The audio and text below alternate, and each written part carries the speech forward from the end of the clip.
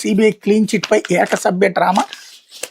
లడ్డూ ప్రసాదాలు జంతు కొవ్వు కలవలేదని ఎన్డీఆర్ఐ ఎన్డీడీబీ ల్యాబ్లు. సిబిఐ ఛార్జ్ షీట్లో స్పష్టంగా తేల్చిన ఇంకా కుట్రలా. మాజీ మంత్రి పేరు నాని. సిబిఐ రిపోర్ట్లో వైఎస్ఆర్సీపీ నేతలు ఏ ఒక్కరి పేర్లు లేకపోయినా కొత్తగా కమిషన్ నియమించి వారి పేర్లు చేర్చే కుట్రలు. శ్రీవారికి చేసిన మహాప్చారం మనసులో దహించేయడం వల్లే ప్రెస్ మీట్లో అస్మదీయుల ప్రశ్నలకు కూడా చంద్రబాబు భరించలేకపోతున్నారు. సిబిఐ నివేదికతో అడ్డంగా దొరికిపోయిన బాబు. చంద్రబాబు హయాంలో 291 రూపాయల కిలో నెయ్యి కొనుగోలు. హర్ష్ డైరీకి అనుమతి ఇచ్చింది మీ ప్రభుత్వమే బాబు.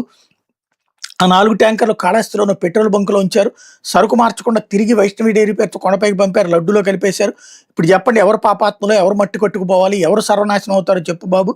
ఆలయాలను కూలగొట్టిన చరిత్ర చంద్రబాబుదే. రోజుకో మతం పేరుతో పవన్ డ్రామాలు. వీటిని ప్రశ్నించాలని స్వామీజీలను కోరుతున్నాం అన్నటువంటి వార్తని హైలైట్ చేశారు. అయితే సుప్రీంకోర్టు కంటే మీ రాజకీయ కమిటీ గొప్పదే అంటూ సిబిఐతో సిరి దర్యాప్తులో జంతువు కొవ్వు కలిసిందని నిర్ధారణ కాలేదు కనుక మరో కమిటీ వేసి నిర్ధారిస్తారా?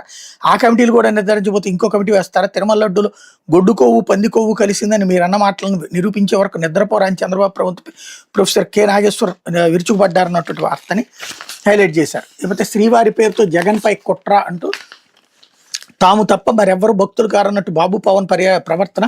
ఏళ్ల తరబడి వ్యవస్థల్ని వాడుకోవడం బాబుకే అలవాటు అంటూ కలియుగ దైవం శ్రీ వెంకటేశ్వర స్వామిని రాజకీయ ఆయుధంగా మార్చుకున్న ముఖ్యమంత్రి చంద్రబాబు నాయుడు దైవద్రోహం పేరుతో వైఎస్ జగన్పై కుట్రకు దిగబడుతున్నారని వైఎస్ఆర్సీపీ రాష్ట్ర అధికార ప్రతినిధి టీటీడీ మాజీ చైర్మన్ భువన కరుణాకర్ రెడ్డి మండిపడ్డారు.